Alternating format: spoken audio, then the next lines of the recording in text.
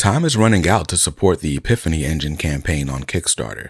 If you're not familiar, the Epiphany Engine is a 192-page original graphic novel composed by some of the best and most talented African American creators in the comic book industry. And when the clock strikes 10 a.m. on Friday, July 26th, you will have lost your opportunity to back the campaign and to secure some amazing rewards. The campaign has reached $60,000 at the time of this recording, which means you're getting a ton of stretch goals if you back at the physical level. So to learn more and to make your final pledges, visit comicsaredope.com/epiphany. That's comicsaredope.com/epiphany. All right, guys. So my next guest spent 5 years as an assistant editor at Marvel Comics, where he worked on a ton of notable projects, including the first Marvel Voices anthology. And most recently, he's put together a Kickstarter campaign, successfully funded it to restore and republish for the first time in ages, All-Negro Comics, just in time for the 75th anniversary of its publication. And so here to talk with me about that now Eisner nominated project is Chris Robinson. How you doing today, man? Fantastic. Thanks so much for having me on. Oh, no problem at all. So yeah, I covered the All-Negro Comics 75 hardcover. I didn't know about the Kickstarter, and maybe it's just because I'm, late to all of this stuff, but I gotta get my advertising game up. That's what that means.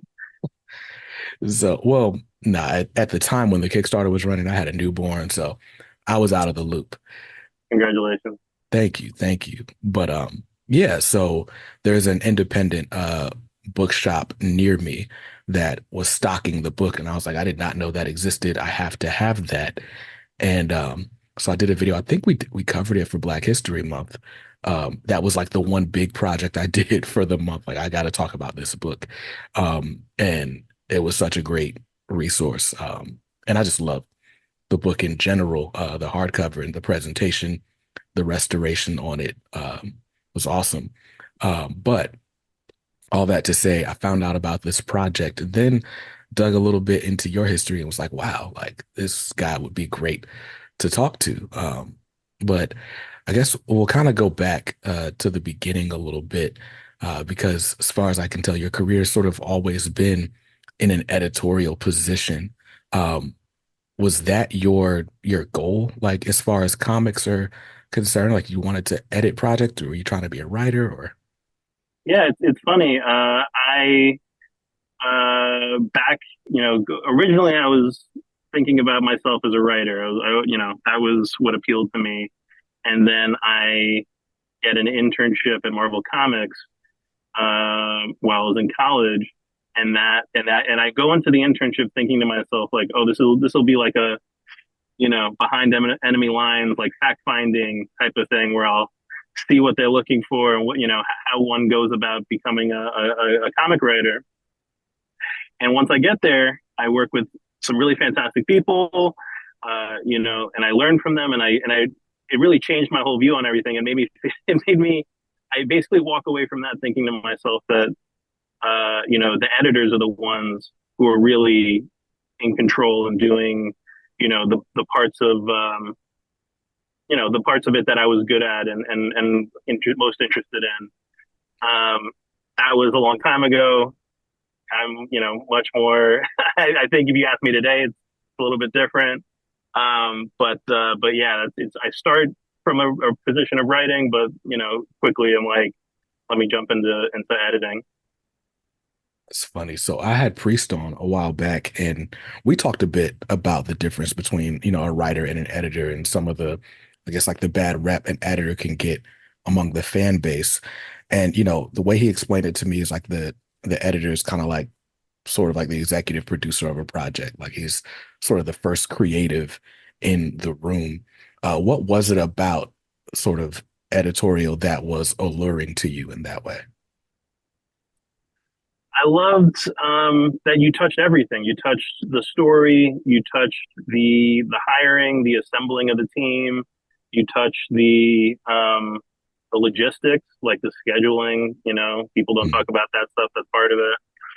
Um, and it is, and I watched your priest interview, and he's right. It is like a conductor. You know what I mean? Is the orc, you're sort of like, you know, you have an orchestra ahead of you, and you're sort of putting together and bringing out, bringing out the vocals, and taking the percussion down, and you're sort of helping, and everybody feels differently about it, and every project is different too. Like, we should throw that out there as well. Mm. But particularly Marvel, DC Comics, that on that level, it is very, you can kind of calibrate the pieces, to get whatever needs to get done. Got you. Yeah, no, it's the more I talk to people who have edited comics, the more I realize it's so much more than just kind of looking over a story or checking for typos or whatever, we as fans think it's all about. Like, it's a huge task, and it's not just one book at a time either. It's very rarely. I mean, if it's one book at a time, that's probably on the indie side. Marvel, DC, other companies, you're working on. I was putting out 5 books a week at Marvel. 52 weeks a year, basically. So you do the math. It's thousands of comics over the course of the year, and more than that over the course of the career, right? Wow. Wow. And so, I mean, you've talked about this sort of the allure, the things that were exciting to you. Then once you got the job, once you started progressing in the role, what are some of the parts about editorial that maybe people don't talk about or maybe isn't the bright side? I mean, Priest covered it. I've listened to. I'm like a big podcaster. I'm sure actually a lot of people in comics are, right, because it's very Mhm. solitary. So you fill the space with people talking about the medium. But Pornsak Pichote is another person who speaks really well about the editing of comics, and it's like, it is a it's a fun thing, if particularly like, you know particularly like, if you, like me, don't feel like you're so good at any one part of it. It's Mhm. really helpful to, like, to be able to essentially like help people who are really good at the different pieces, like level up and get better. And Yeah. not to say that, I've worked with some really, masters, right? So not to Mhm. say I'm helping them in any way, but, like, especially when I think of, like, the people who I gave them their first job, and Yeah. now I see them, blossom, and jump from Marvel to DC, and jump from Marvel to their Image projects, and, like, it's really, uh, you know fulfilling, to be able to add to the secret sauce of everyone else on the project.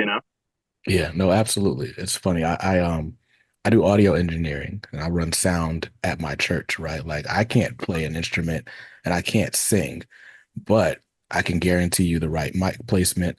I can tell you where to stand, like, and so the little touches that I can add, I'm proud of them and they do add to the finished project. But ultimately, if I'm doing it right, no one's looking at me like, man, great job today, you know. So Absolutely. It's the invisible, art form, I guess. Another,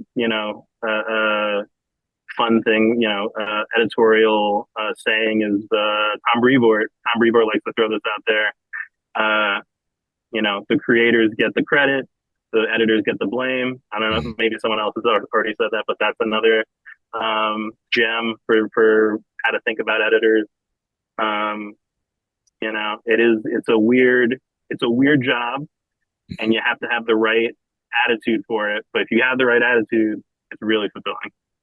absolutely. And so, I mean, part of your job is, like you said, assembling the books, hiring the creatives, putting teams together. And I've talked to other creators who have done this in sort of the bullpen era where you can just kind of go and grab pages off a desk or talk to people, get a feel for how they feel about projects. But you, especially in like a Marvel Voices type situation, you're serving almost like a talent scout or like an A&R, and you're doing it in a virtual environment. It's like, what are some of the things that you're looking at or looking for when you're trying to determine who's going to go on a project? Um, yeah, it is. It's interesting. Like as a student of the medium, I look back at, I kind of wish I had the bullpen experience on some level, but I also think about like how getting mailed the pages, like how Mm, would I like just that alone is just like how would I even get this done in time? It's already so hard, but when people can email you their work, and it's like, man, if I had to wait for FedEx to get me the book, get me the pages, I think I might lose my mind. But um, you know, if you're saying like, if you're looking at this from a position of, um, I liken it to this, like me, I just to help people that listening at home, like me and a lot of other folks started at Marvel around like 2015. A lot of people at DC started around that time too. So we came up in like what I would call like the blog era of comics, where you start to see, and as a music guy, that was like, discovering, Wale off of, Not Right or yeah. whatever, right? But like, for the comics, we were sort of going through that same thing where somebody might post there's some sample pages on Twitter, and it just goes, and it's just like you see people retweeting, you see people, it's like, oh, okay, so people just coming out of nowhere and really getting looks that I don't think they were getting 5 years before that, 10 years before that. Yeah. There used to be, for better or for worse, and I talk about this a lot, privately with pros. Like there used to be a real, um, you know, uh, pipeline. You know what I mean, in Mm, terms of like making your own books and getting them out there. That all that stuff, and then social media kind of like disrupted that in a big way, where people don't have to go to cons and sling their zine. They could do their pages, put them, just throw them up on Twitter, that Instagram, wherever, and it just pops, and it just hits the right person's feed, and then you're working on something, right? And then also too, like, it was also opening up a lot, like, and I think if you look at this, like, if you ask writers who came up like in the 2000s or in the late 2010s, right? mm, Like a lot of folks were not even getting, they were getting opportunities based off of like, you know, novels, plays, podcasts. Like they were, you know what I mean? Like the, um, the playing field like opened up in a big bad way, yeah. right? Um, and in terms of like myself and other folks or other editors around the same time, like I don't know, man, it was fun. It was like you kind of lose, you have to learn, you have to learn what to look for. Like, oh man, I wish I could. Like, I made so many mistakes. Like, Mm, we could do a whole hour on just mistakes, but just like, being able to read, like, who's serious about sequential art, you know what I mean? And who's just good at, character design, mm, right? Like, cause if you call somebody, I also did the Marvel hip hop variants, like mm, most of those, right? wow. And we had an opportunity to like get a lot of people in the door, you know? Mm, Um, and some of them just do that one variant for me, and they don't really pick it up beyond that, because I wasn't really their when Marvel Comics calls you, you of course answer. Right. But like, in terms of like, you know, if I had known, because that whole period is like very early in my Marvel career. If I had known more things, I would have been able to like, you know, I think have more, just be able to reach out to different people who might, have popped off in a bigger, badder way. You know what I mean? Yeah. Just by, you learn like what type of stuff people need to have in their portfolio, and just I don't know, you just get better at reading the tea leaves of somebody's you know uh, uh, social media presence, essentially. Yeah. Yeah. Yeah. So keeping with this this music industry analogy, right? So sort of blog era A&R, it's easy. They're scouring, the 8 blogs that everybody's active on at the time. It's like, oh wait, who's this kid? He's not signed to anyone. Okay, cool.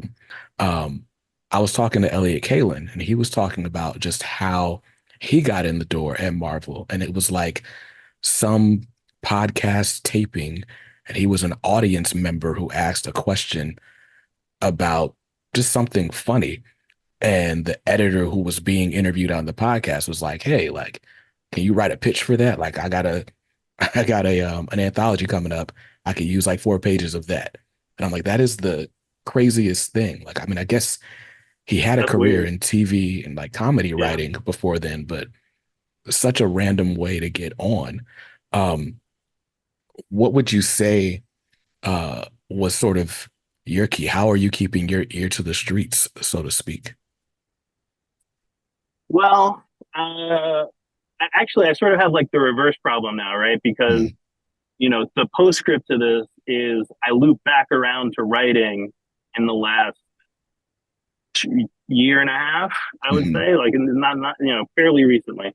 It's funny. At one point, I think I've said this somewhere. I'm pretty sure All-Negro Comics 75th Anniversary Edition is like the last thing I'm editing. You know what I mean? mm, Um, so I'm kind of now in this position where I'm trying to teach myself like what do you what what's the best way to approach an editor? Um, but in terms of like, I still hire people for stuff that I'm developing on my own. You know, friends who are editors still hit me up and say, who you like right now, that type of thing. I mean, the what I talked about, 5 10 minutes ago, where I said like, I have a better ability to read the tea leaves of people's career now. You know, one of the things is like who gets other artists excited. mm, That's something that is like a big just start there. You know what I mean? If you're a young editor or a young um writer, so we putting together comics for the first time, like see who um your favorite artists are into at the and they're at the beginning of their career, and you work with them at that point, and you form the bond, and grow together. That's another thing that like another thing I would encourage folks to do. Like, don't try to. I mean, it's nice to work with your heroes and the big names. Like, it's nice. That's cool for certainly, but it's more beneficial to like work laterally and like get get together with the if this is your first time editing something, get somebody who's it's their first time doing the interiors, and get somebody who's mm. like, hey, it's their first time coloring, and hey, it's this guy's first time lettering, that type of thing. And you can kind of see uh you know there's no better barometer than doing it. Yeah. So getting together with folks and doing a 2 pager, a 3 pager, a 1 pager, and just you see who has the appetite and can walk the walk, and you file that away for next time, and you yeah you grow together, you learn together. So.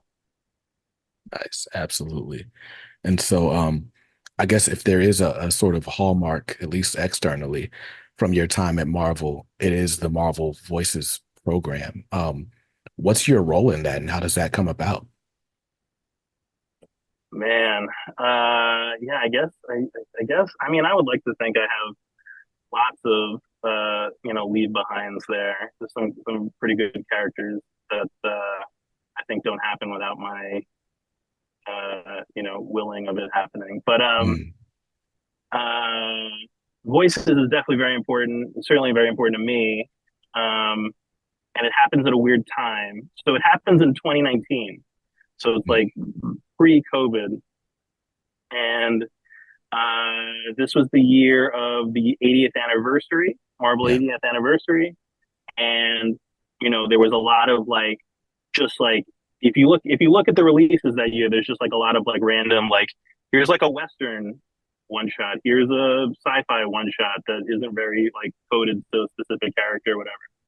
Uh, I beg, borrow, steal, a slot on the schedule for a at that time untitled uh, Black Marvel project, right? Mm, mm, At that point, for a lot of my career, I was the only Black editor on staff, and so you know, hard to argue with that. They let it stand, and slowly it becomes, Angelique Roche was doing the podcast series. I was like, great, that's a brand that we already have some equity in.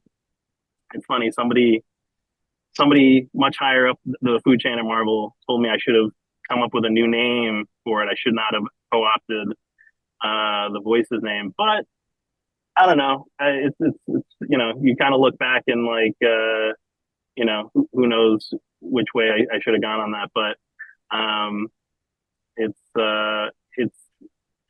and so at a certain point it becomes like uh, man, it was such a hard project because it's 2019. I'm doing the project by myself. I'm really run down at the time, just from the internal day to day of it all. mm, Um, and there are certain. I mean, if you compare that book to what they ended up doing with it later, mhm. like you can look at it and say like, oh wow, the first one, no one, they don't bring anyone new in, and by they it's me, right? So I was the only person working on it. Right. I didn't bring anyone new in because that would have been an extra level of like, running it by, extra paperwork, Yeah. extra setup. Like if I get new people, I don't even know if they can do it really. You know what I Yeah. mean? Like obviously, like there's, people have their indie books, whatever they've proven that they can do it, but it's like you don't know until you work with somebody what it's going to be like. Right. So that's why I end up going into like the archives of like who I've worked with in the past, and another fun thing about that is I asked for a certain amount of pages. It was like, maybe we'll see. And then for whatever reason, it's December. Like, no, we're not going to give you those pages. So if I don't even know if they did this on the next one, but there was like a extra digital content, basically Mhm. like text content that appeared only on the website. Um, that was because I got the pages cut. So so pages cut. So I had to move a lot of the essay content off the actual book. Mm. And the reason why the story numbers are all over the place is because I was just trying to maximize this one little piece that they gave me, and try to get as many people as I could on the on the docket. Yeah. Um, but yeah, it was a great project. I had it was a tough. It was very tough to get it done and through out the door and all that. And then in February 2020, it comes out and people are, you know, it just kind of comes out, and then it Mhm. becomes like very important to the company in like March after the George Floyd murder and all this stuff. Yeah. Then they like gave it away free. It was like very weird to see how it went from this like thing that I basically like forced it through Hmm. to like you know, this big they gave it away. It was given away free on the website for a long time. They re-released it with all the with all the cut content added back in. Yeah. They did however many editions, and there's a trade paperback, and it's like a big skew now, which is like that's cool. I mean, and then the crazy thing too about it is I don't really get to participate in any of that because Hmm. in I don't officially leave until like the end of the year, but because of COVID, I'm sort of like soft. I was furloughed, so it was like a soft firing type of situation. So Got you. I spent all of that year kind of like watching from the sidelines, like, oh wow, they're giving that away for free, huh? Okay. So yeah. So you've hit on some things that could easily add an hour to this episode, but um, so I've had a love-hate relationship with the Marvel Voices anthologies, right?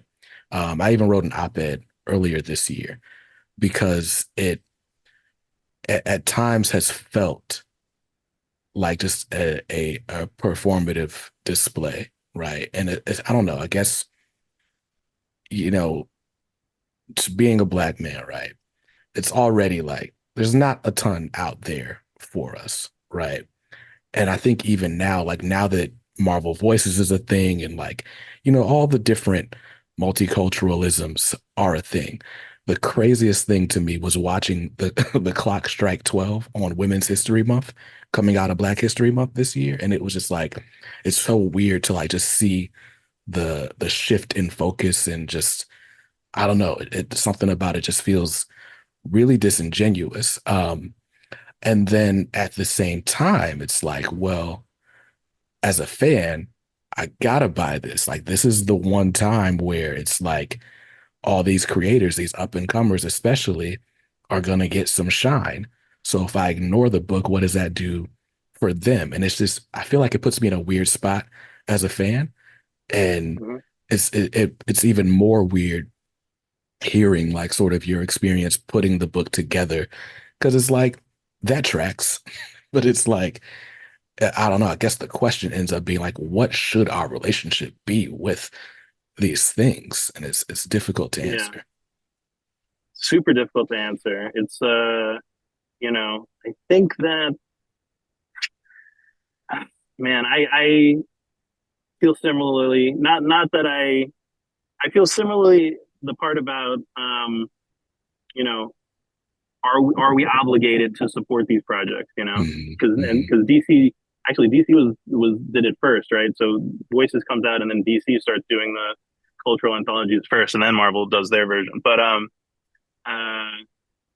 you know, I personally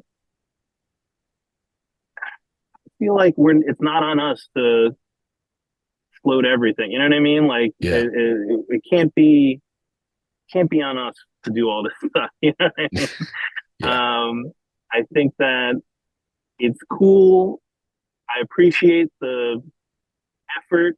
You know what I mean? Even if uh, you know major companies sort of have their hands tied in how they can do these things, right? Hmm. Because just because that's a whole that's a whole thing on its own. But I appreciate the effort. I wish that um, you know I wish that uh, I wish that they could. What was a really good? Let me point at something rather than let me flip and let me go. Here's something that was great that I think we should support, and I'd love to see it happen again. And I'd love to see both companies. I'd love to see every company try their hand at it. The milestone program, I thought that Hmm. was fantastic. I thought that it was that they opened it up to this to a contest where lots of different folks could apply, and then people make it into the program, and then those folks were I don't know if it was guaranteed, but they got continued work after a certain period of Hmm. time. that's awesome. That's the type of stuff that I would love to see happen. I'd love to see, a commitment to like long term uh, uh, support on for creators of color, specifically black creators. But it's that was another thing. Like it's crazy because back in 2019, like obviously I had no idea that there was going to be a pandemic and that I would leave in like 6 months. Like truly, like if the pandemic hadn't happened, I probably would still be working there uh, Mm. because of just the amount of like there's no off ramp, right? So it's like I always felt committed to my project, Hmm. so uh, you know, I on top of it would be a very difficult to like get new people vetted and in the door on this thing. I didn't want to bring somebody in and have them just do that one short and that's it. That Yeah. would be worse to me, you know. Um, so that's why that's another reason why you see a lot of repeat creators from the past and um but yeah, like if it were up to me, man, I'd love to see a commitment to growing someone's career because it's Marvel and DC Comics. Like you know, on some level, the creators have to be good. Like you have to have your chops and tell good stories and whatever. But at the same time, you can kind of make somebody pop if you really want to. Yeah. Yeah. Yeah, Yeah. I mean, Spider-Man's gonna sell. He's Spider-Man. it is So, Spider Man. Yeah. so yeah, man. So COVID comes, you're furloughed, you ultimately end up outside of Marvel, but you're still editing projects. How do you navigate your post-Marvel time? Oh boy, poorly. So uh, so when I left, it was totally my decision. Hmm. Called everyone that there was to call about this, and I let them know like you know another thing that I think I've definitely heard a lot of creators feel this express this stuff on podcasts and whatever, but the pandemic made me feel like I had done all this work and I didn't own any of it. I didn't, it's not even credited to me in a lot of in most cases, Yeah. right? Excuse me. Um, so that was something I was like, I called people up and I was like, hey, I really, I got to do me for a little while, right? Hmm. Um, and so uh, I left and I was sort of surprised how many doors opened for me pretty quickly, but Hmm. I ended up picking a door that I thought was pretty safe. It wasn't really that safe, and Hmm. I sort of, you know, the next couple years for me are sort of like stumbling through the dark forest of what comics are like outside of the corporate system. Hmm. The corporate system, as even though it comes with all these extra things you got to know and deal with, guess what it does come with? Everybody's getting paid no matter what. You can complain about your rates and stuff like that, but the check's going to clear. It's not going to Right. bounce. You don't have to worry that Disney's not going to pay you. Like they definitely want to pay you. They absolutely want to pay you because that's proof that you took money to give them the idea forever, right? Right. Um, and just like the like system of like there's someone whose whole deal is like working out accounting and there's somebody whose whole deal is getting the creators their comps. Like I underestimated how much other companies don't have that infrastructure. They Yeah. really don't. Um, and that's not me like downing on who knows, maybe I just picked you know picked incorrectly multiple times in a row, but I think this is like a thing especially as I meet, as I've met and dealt with other companies, it is, you know, indicative of like they do things differently than Marvel and DC do. Yeah. Um, but yeah, like, you know, I I don't know that I made great choices, but with the information I had at the moment, I did my best, and the books I made were good to the degree that they could be, and I definitely treated all the folks that I hired well. So like, it is what it is. I learned something, and then I take that information with me, into the present. Absolutely. And so, I guess bringing us to the cause for the occasion. So, the All-Negro Comics 75th anniversary hardcover is the product of a Kickstarter campaign that you started. You assembled the team to remaster, retouch, and ultimately bring this book back, from the archives where it had nearly been forgotten. How did this project come about? Like, what was the impetus for you to say, all right, I want to try to bring this back?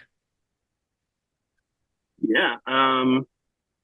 Well, let's go back. Let's see. So before I even worked at Marvel Comics, I did a Kickstarter for my own sci-fi anthology. Okay. This was 2012, 11, 12, somewhere in there. And at this point, Kickstarter was like, fairly new. I mean, it was certainly new to me, and I just saw that it was like this, oh, here's a place that you can, you know, get some kind of audience and get your books out and whatever. So I did that first successful campaign. It was great. Had a blast doing it. Learned a lot. And honestly, and they told me this when they hired me, but doing that anthology on my own got me the job at Marvel. Mm. But in between the finishing that book and getting hired at Marvel, I was looking around for like, all right, what do I do next? Mm. Right. Anthology, like I wanted to keep with the anthology thing. And I wanted to do, something that meant something to me, but also like meant something to other people. In my looking around in my research, whatever, I find All-Negro Comics #1, Mm. and I'm floored. I'm like, this is like, how am I? Why am I? Why did I find this through like random Googling? Like, how have I not heard about this? Why, uh, um, you know, uh, it's a few years after Action. It's Action Comics. It's a few years after Marvel Comics. It's 10 something years before Fantastic Four. Like, this is like right in that zone of like, and like I said earlier, like I feel like I'm a student of this. Like, I should have heard about this in the multiple books that I have about the history of comics, Right. and not mentioned, not brought up. And I was like, wow, this is the thing. This is going to be my new project. So in fact, I went through I found some scans out there, bad scans there, and I went through the process of getting somebody to clean them up. I got in touch with somebody who did like, the same type of work for like Dark Horse. Like Dark Horse was doing, I think, Eerie reprints or something. Oh But yeah, yeah, yeah. yeah, back in the day, like library editions of those. And so he did a pass on it, and it looked all right. And I was all ready to like, set up the page and really commit to this as my next thing. And got the Marvel call. So I was like, okay, obviously I'm going to go do this. Mm. I in my mind, I distinctly remember, because I was like, again, I get really committed to stuff. Like, it's very difficult for me to like commit to something, but when I do, it's like, you know what I mean. I'm in it. Yeah. But so I was like, man, if I let this go, somebody else is going to do this. Someone else is going to look around and say, oh wow, this is crazy. People need to know about this, and they're going to do it. And it's going to be Fantagraphics. It's going to be Dark Horse. Someone will do this book, Yeah. And I said to myself, that's fine, as long as people know about it. I don't Mm. care. So I go away and do my Marvel stuff for 6 years. Like it was, it was all well and good. And then I get out and I start looking around for like, okay, you had this existential crisis during the pandemic about not owning or not, not being able to do whatever projects you wanted. Well, you better do something. And I realized like, you know, still no, like it had been 7 years, it had been 10 years. Yeah, something. It had been a long time and no one had done this book yet. Wow. So I was like, okay, boom, that's it. That's what the book is. And honestly, we're all so much better off because the version I would have done in 2013, it would have been, I don't want to say it would have been bad, but it just wouldn't have been as good as the book that we all got, Yeah, you know, now. Because I had just learned so much and I gotten so much better at all this whole thing. So I guess it all worked out in the end. Yeah. for sure. So, I mean, a project like this, I assume all the pages are in public domain, so it's like it's not necessarily tied up in rights or licensing issues or anything like that, but it's really just the labor to bring it forward. Um, you said that the book wouldn't have been the same if you had done it 10 years prior. What would you say is different? What were you able to bring to it now that you couldn't then? Man, I wish I had a document. I couldn't find any documents of like what the 2012 version would have been. Hmm. Um, but it definitely would have been shorter.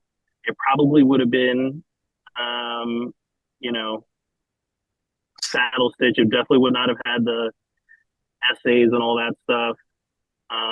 The experience of doing, well, there's a couple of things. So the experience of doing voices, um, you know, because that was like, it was an anthology, it was a one shot, but it was like I had all the essays. Like it was like I truly tried to make that more than just like your standard release, right?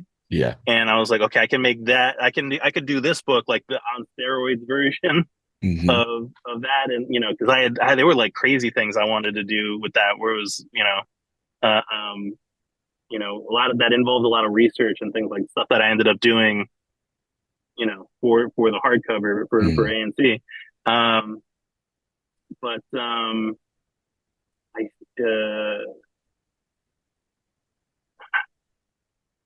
it's yeah, it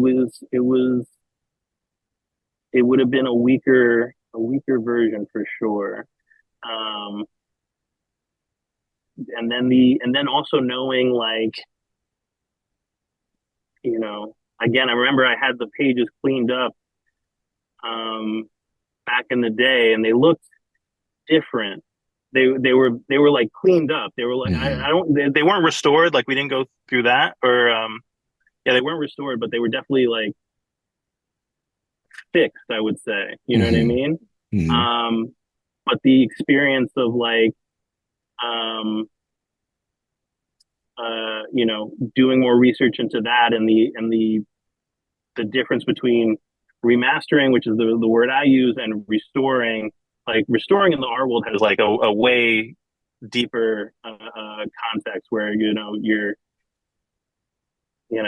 it's I mean I'm sure everyone I'm sure lots of people have different, but it's essentially like redrawing the book. Like I didn't want to do that. Hmm. Another thing that I would not have known if I had done it in 2012. And so I worked on several books called the Grand Design books, X-Men Grand Design. Yeah.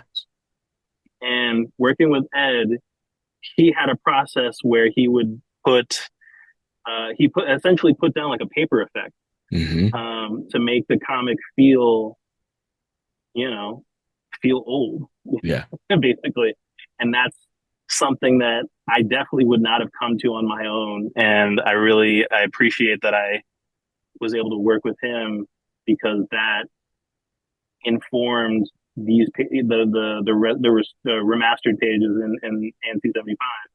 Um, it was a it definitely had it definitely in it changed the whole vibe of that section in a Yeah. in a good way, an important way that that would have been different. I'm trying to think of what else.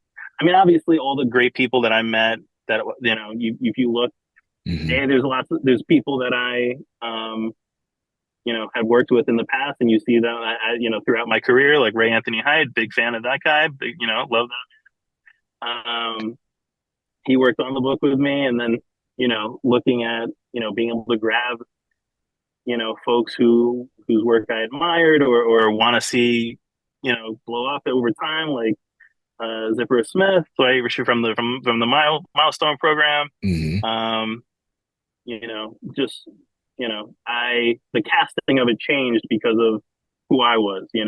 Yeah. Um, even though I wasn't working at Marvel anymore, folks had said, people were like, I know you, you know what I mean? Like, Yeah. even if they didn't know me, they knew of my work, and so they would commit to doing this, this crazy project.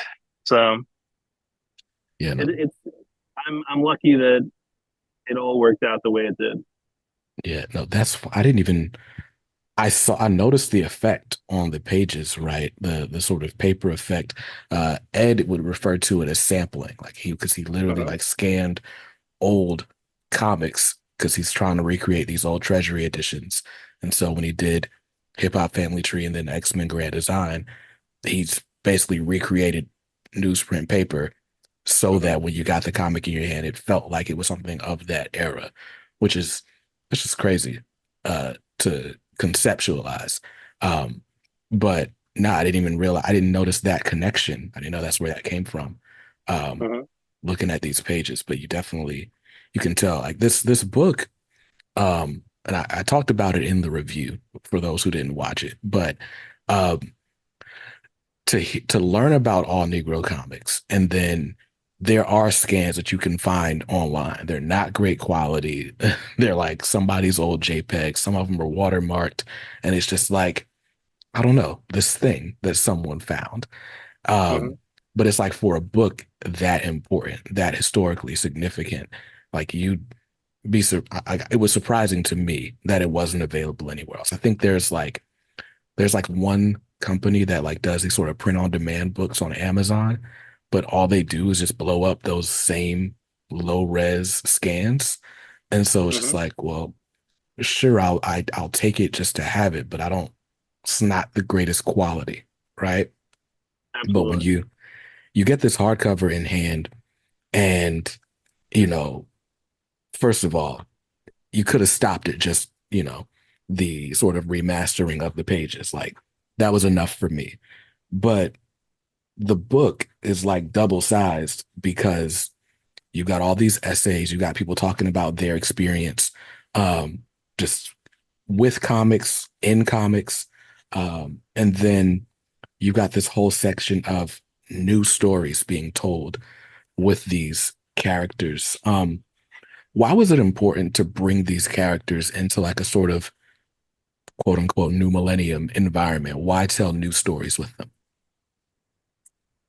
Uh, I tell the news stories. I mean, because if we had just done the old part, the rest, the remastered section, like it would have been all right. But it's like I don't know. That felt to me like like 12 Years a Slave. You know what I mean? Like it Mm, felt like like and obviously I love the five men who put it together. Like you know they belong in the history books, obviously 100%. But it's like our story is now too. You know what I mean? Like mm, it's about art. It's about them in 1947, and then me in 20. You know, there's so much. Dwayne McDuffie in 1991, and then me in 2012, and people in 2050. Like it's so beyond just the one thing. yeah. And I wanted it to not be I wanted people to have, I wanted to give people the permission to to have these characters live. You know what I mean? Mm. Um, and and obviously like they're public domain, so who knows? You're not going to make a ton of money, although people make money off of Frankenstein and vampires all day, right? So like there's money to be had in public domain stuff, but it's like you know don't let's keep the conversation going. Like I didn't want it just to end with the old stuff, you know. Yeah. I think it does sort of honor the source material in a way, right? Like, because so much of the story of All-Negro Comics is the fact that it was just the one issue, though they'd planned more, and they got frozen out of the market. And you can read the history of that. But they weren't forced to not be able to do more. So to have Mm-hmm. this section, and it's like, well, what if these characters had lived on all this time? What sort of stories will we be seeing them in now? I think does add a lot, especially in the surrounding context of it being an anniversary special 75 years later. Like, I thought that was a great piece of commemoration. Thank you. Oh, no problem, man. So, well, I mean, obviously, I'm not the only one that felt that way. So, this book was just recently nominated for an Eisner for the best archival project for the 2024 Eisner Awards. Um, what does just even being in that category mean to you? I mean, it's I'm proud. Obviously, I'm proud of. I'm proud of the work. Even if we didn't get nominated, I would have been proud of the work. But it is, the Eisner's is special because it's an industry award. So it's like, we were picked by a nomination. There was a team of folks who picked us out of, I'm sure the many submissions they received, and you know, uh, whoever wins is determined by pros voting. You know what I mean, Mm, and librarians and just everyone in the industry. So it's sort of like the respect of the peers. yeah, Um, so it is important to me to get the respect, and also like we did a great book, so like I would have felt obviously I didn't do it to like get an Eisner, like I was not even thinking about awards, like none of that. I was just thinking like it's crazy that this doesn't exist, so I'm gonna make it exist. But once the work is done, a lot of work was done. It's like, man, somebody better. I hope somebody saw that we did all this work. yeah, yeah. Yeah. No, like again, I'm excited that the book exists. Even the video I made, right? I did the sort of history of the book, and then I talked about the hardcover at the end. So much of what was in the history of the book, I had to just get just straight out of the hardcover. Like it's crazy how much of this information just was not readily available. I'm sure if I'd gone to some university library or something, maybe I'd find more there, maybe. I don't know. But it it really did feel like if this project didn't exist, the general public would not know about this book. And so I'm grateful that you saw it through. Thank you. Yeah, and I'll let me shout out a book that was very important in my researching of this, and that was Invisible Men by Mm, Ken Quattro. That is a very big uh, chapter or whatever about All-Negro Comics. So that definitely helped um, in the research, and then absolutely have to shout out Dr. Kiana Witt, who supplies the essay about the history, and also has her own book, also simultaneously up for nominated for an Eisner this year, Desegregating Comics, mm, which she let us read a early, or not an early, but like galley version or whatever Hmm. of it before it was published. And her work is, she's I'm very lucky that she she would play ball with, because I'm not a scholar. This is not I'm not don't look for, I'm probably not going to do a project like this ever again. Hmm. Um, but you know there was that was another like learning curve thing of like, what do people expect from these type of releases. Yeah.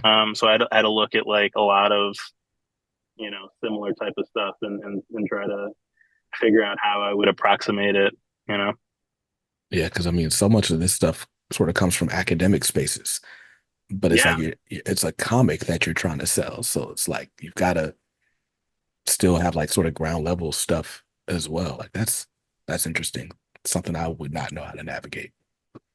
yeah, absolutely. No, there's a lot of academic presses out there that do comic stuff, but also, I feel like, I think me coming at it just from a, I don't want to say lame, but just like an unlearned person Hmm. way. Like, I feel like the book is a little bit more exciting. There's like a little bit more presentation to it than if, I don't know how many, if you look at a lot of like scholarly, what these academic presses are putting out, but Yeah. they're not as, I feel like my book is a little bit, has like a little bit more pizzazz to it.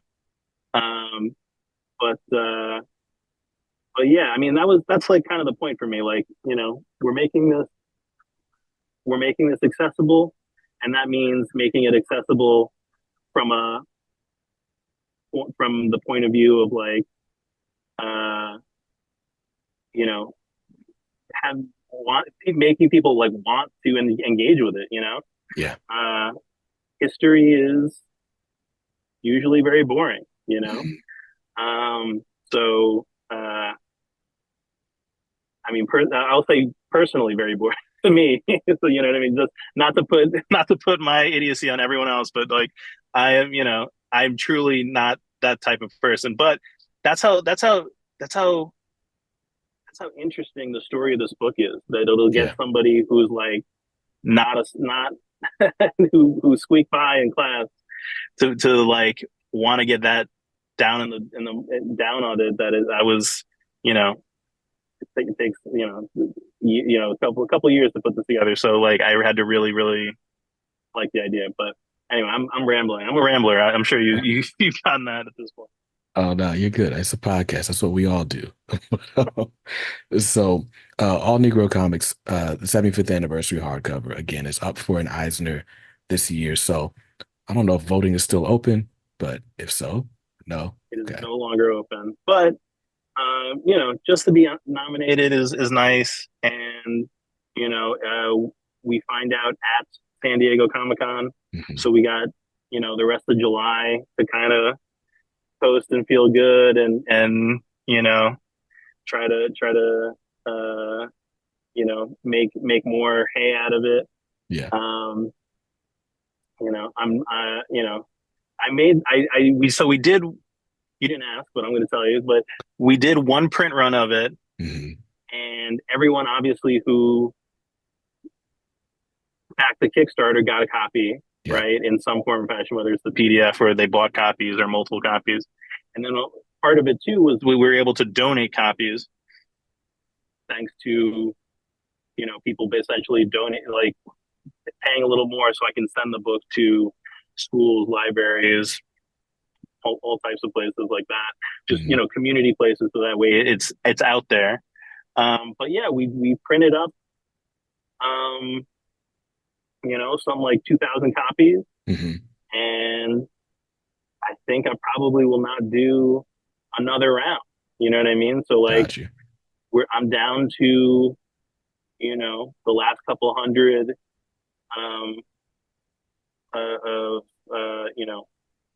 last couple hundred unpurchased copies, and the last Hmm. couple hundred to that I'm still sourcing places to donate to. But I don't know. I feel like this one printing might be it.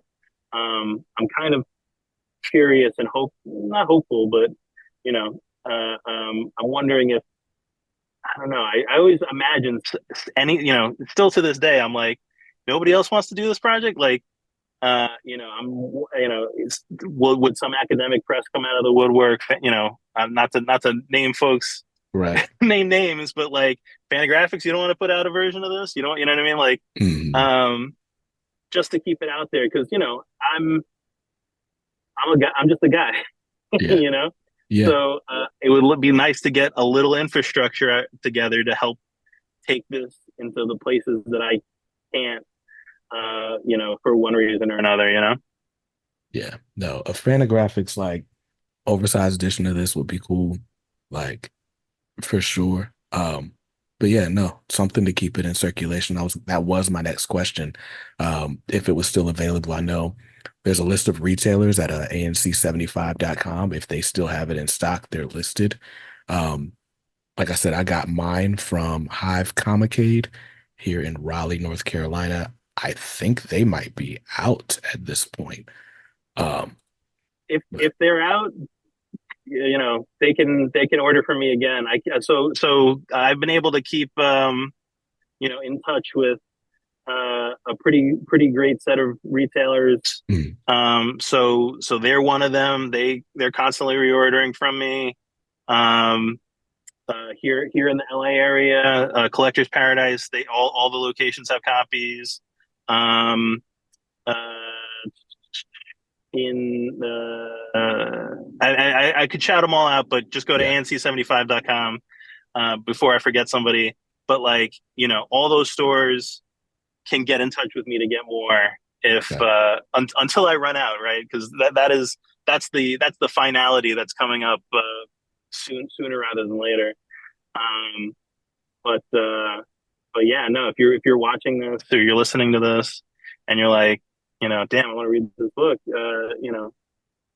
run, don't walk. You know what I mean? You yeah, will probably be able to get a copy if you move quickly. Um, and then in terms of like, is there anything beyond that? Like, hey, man, I hope so. But like I said, I'm only one guy, and I don't know. Like, it's funny. I I'm like I said, I'm just one guy, but like the book sells pretty consistently. Like the shops that I have these relationships with now, they either sold out very quickly and it bought more, or um, or either they sold out and they're done, or they sold out and they bought more from me. You know what I mean? So it's like yeah, there's a demand out there, um, and if you're like a real big, if you're a publisher, you could probably do the book on a all the work is done, yeah. and b you probably get better printer margins than I was getting. So Mhm. this would be pretty cool. And also too, I'm working on even if we can't even if no one wants to do a retail legit version, um I am working on another I'm working on getting it available digitally for perpetuity type, in Gotcha. perpetuity, let's say. Nice. Haven't finalized that. Otherwise, I'd give you an exclusive. But Mhm. um, that's my hope. Even if it's you know even if we're not doing the physical copies anymore, it's like I can make the PDF available somehow. You know. That would be dope. Yeah, and so for those of you guys listening, again, like he said, run, don't walk, grab this book. I mean, I am a history nerd. Like I had an African American history degree, so this was right up my alley. But still, like if it's important to you, grab it. You should grab it. So go to anc75.com to see a list of stockists that still have the book right now. And with that, Chris, thank you so much for your time, and I really appreciate it. Hey man, thank you so much for having me. Thanks for sharing your platform. I've not listened to every episode, but I've listened to a lot of them, and you do a really fantastic show. And this is my son right here, right over my shoulder. So in the same boat with you. Uh, And yeah, man, it's a blast, and I love comics, and you love comics, and if you're listening to this, you probably love comics too. So yeah, that's all I'll say. I'll just say let's keep loving comics, you know? Absolutely. Thanks a lot, Mm. man. I appreciate it. And to all you guys out there listening, I don't know what you're doing after this, but you should probably read something dope today. Peace.